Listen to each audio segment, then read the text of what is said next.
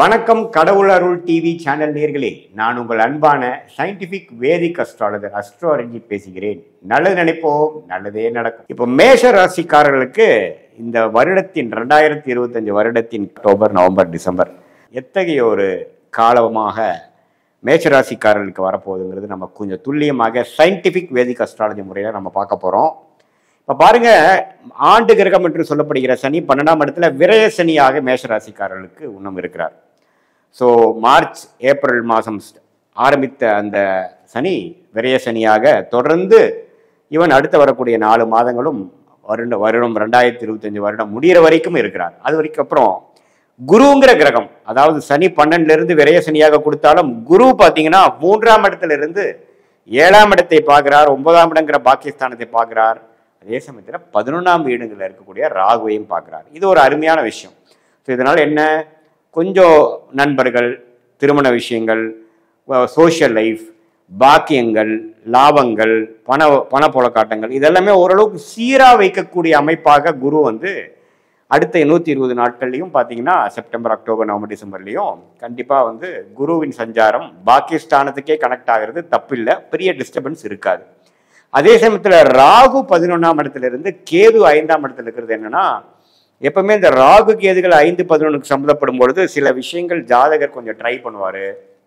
சில கிரியேட்டிவான விஷயங்கள் ட்ரை பண்ணுறது, ஏதோ ஒரு விஷயம் நம்மளால ஒரு முயற்சி செய்ததில் ஒரு பலன் பெறுவது, அது மாதிரி விஷயங்கள் வரும். ஆனால் 11ஆம் இடத்துல ராகு இருந்து குரு பார்வை பெறுகிறார் இல்லைங்களா, ராஜோகாதிபதி குருவின் பார்வை பெறும் பொழுது குறிப்பாக ராகு திசை நடக்கிறவங்க, கேது திசை நடக்கிறவங்க, ராகுவின் சாரத்தில் இருக்கக்கூடிய திசை நடக்கிறவங்களுக்குலாம் கொஞ்சம் பாசிட்டிவான விஷயங்கள் உண்டு.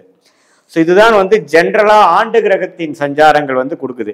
மாத கிரகத்தின் சஞ்சாரம் எப்படி இருக்கு, பயிற்சிகள் எப்படி இருக்குன்னு பார்க்கும் பொழுது ராசி அதிபதியாகிய செவ்வாயே பார்த்தீங்கன்னா செப்டம்பர்லேருந்து டிசம்பர் வரைக்கும் பார்த்தீங்கன்னா கன்னி, துலாம், விருச்சிகம், தனுசு இந்த 4 ராசியில பயிற்சி பெறுகிறார். இதில் எல்லாமே ஓரளவுக்கு நல்ல பயிற்சி தான். குறிப்பாக சொல்லப்போனால் ஒரு செப்டம்பர் மாதத்திலிருந்து வரக்கூடிய அந்த துலாமில் வரக்கூடிய செவ்வாய் தன் வீட்டை தன்னை பார்த்து தன் ராசி ஆகிய மேஷ ராசியை செவ்வாய் பார்ப்பது ஒரு நல்ல பலம். ஸோ அவங்களுக்கு என்ன வேணுமோ அதில் சில விஷயங்கள் செய்து கொள்வது, நண்பர்கள், அசோசியேஷன், கான்ட்ராக்ட்ஸ், அது மாதிரி விஷயத்துலலாம் கொஞ்சம் பாசிட்டிவான சில விஷயங்கள் வருவது.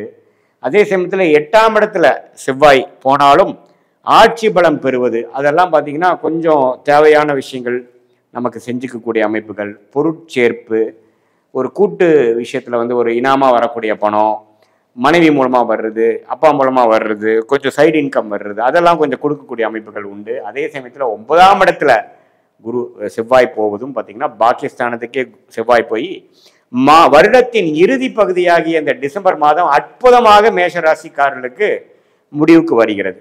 ஏன்னா குரு செவ்வாயை பார்க்கிறார், ராசிதிபதியை பார்க்கிறார், குருவும் செவ்வாயும் நேர்கொண்டு பார்த்து கொள்கிறார்கள் தனுசுல இருந்து. ஸோ தன் வீட்டிலே இருந்து குரு தன்னை வீட்டையே பார்க்கும் பொழுது தன் வீட்டில் இருக்கக்கூடிய செவ்வாய் பலம் பெறுகிறார், ராசி அதிபதி பலம் பெறுகிறார்.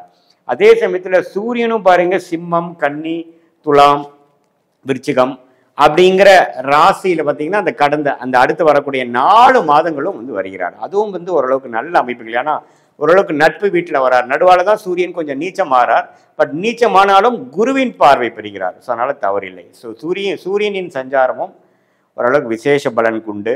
அதே சமயத்தில் புதனின் சஞ்சாரமும் பார்த்தீங்கன்னா சிம்மத்திலிருந்து தனுசு வரைக்கும் போவது ஓரளவுக்கு நல்ல அமைப்புகள் கொடுக்கக்கூடிய அமைப்புகள் கட்டாயம் உண்டு. அந்த 6ஆம் வீட்டு அதிபதி 8க்கு போகக்கூடிய அமைப்பு புதன் விருச்சிகத்தில் வரும்பொழுது ஒரு நவம்பர் மாதம் படிப்பு விஷயத்தில் இருக்கக்கூடிய மாணவர்களுக்கெல்லாம் கொஞ்சம் ஒரு கான்சென்ட்ரேஷன் இஷ்யூஸ் வரலாம்.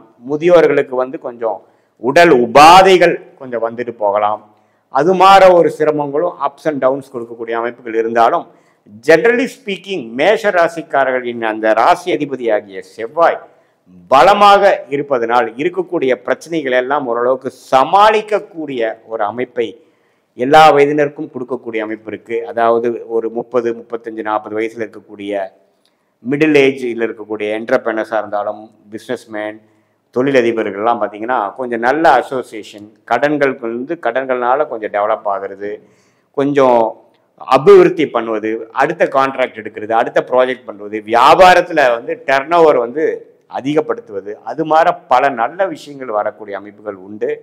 நண்பர்கள் வட்டாரம், பழக்க வட்டாரங்கள், சோஷியல் லைஃப் எல்லாம் கொஞ்சம் இம்ப்ரூவ் ஆகக்கூடிய அமைப்புகள் உண்டு. அதே சமயத்தில் real estate, catering, medical related விளையாட்டுத்துறையில் இருக்கிறவங்களுக்கெல்லாம் அருமையான பலன்கள் இந்த வருட கடைசியில் வந்து கிடைக்கக்கூடிய அமைப்பு கண்டிப்பாக உண்டு.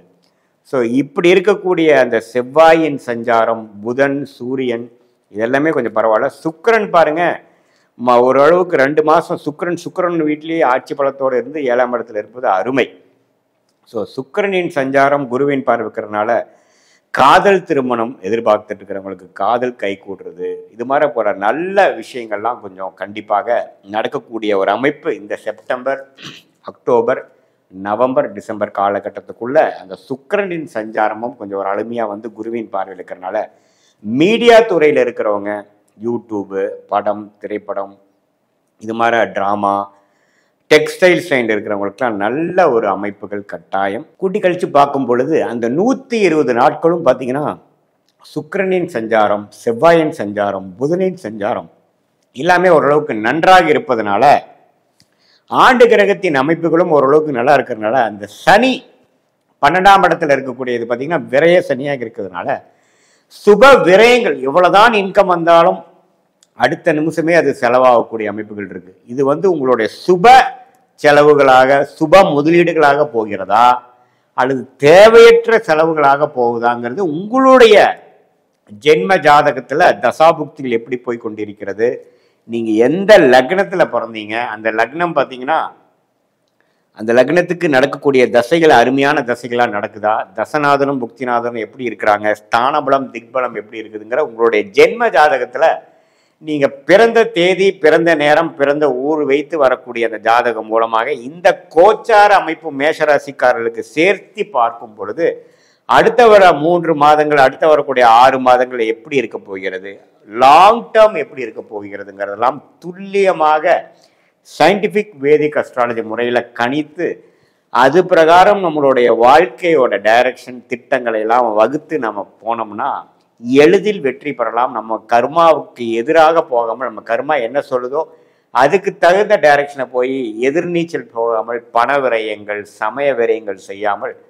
நன்றாக எளிதில் வெற்றி பெற முடியும். இது வந்து ஒரு கோச்சார அமைப்பு, ஆண்டு கிரகத்தின் கோச்சார அமைப்பு, மாத கிரகத்தின் கோச்சார அமைப்பு வந்து ஒரு பொதுவான மேஷராசிக்காரர்களுக்கு எத்தகைய ஒரு அமைப்பு, அதாவது மாணவர்களாக இருந்தாலும் சரி, இல்லத்தரசிகளாக இருந்தாலும் சரி, நடுத்தர வயதினராக இருந்தாலும் சரி, சீனியர் சிட்டிசனாக இருந்தாலும் சரி, எத்தகைய ஒரு ஜென்ரலான ஒரு அமைப்பு இருக்குன்னு பார்க்கும் பொழுது விரயங்கள் ஒரு பக்கம் நடந்தாலும், உடல் உபாதைகள் ஒரு பக்கம் நடந்தாலும், வரக்கூடிய வருமானங்களும் குட்டி குட்டி நல்ல விஷயங்களும் நன்மைகளும் நல்ல சிறு சிறு நன்மைகளும் வரக்கூடிய அந்த குருவின் பார்வை வந்து விசேஷமான பாவங்களை விழுகிறதுனால சோஷியல் லைஃப் அப்படி ஒன்றும் தப்பாக போயிடாது, பர்சனல் லைஃப் அப்படி ஒன்றும் மோசமாக போயிடாது. நல்ல பலன்கள், நல்ல பெனிஃபிட், யோகமான ஒரு 9ஆம் பாவத்தையே குரு பார்ப்பது வந்து யோகஸ்தானம் வலுவடைகிறனாலையும் மேஷராசிக்கு கடைசி வரக்கூடிய அந்த 4 மாதங்கள் 120 நாட்கள் பார்த்தீங்கன்னா ஒரு பக்கம் செலவுகள் விரயங்களும் இருந்தாலும்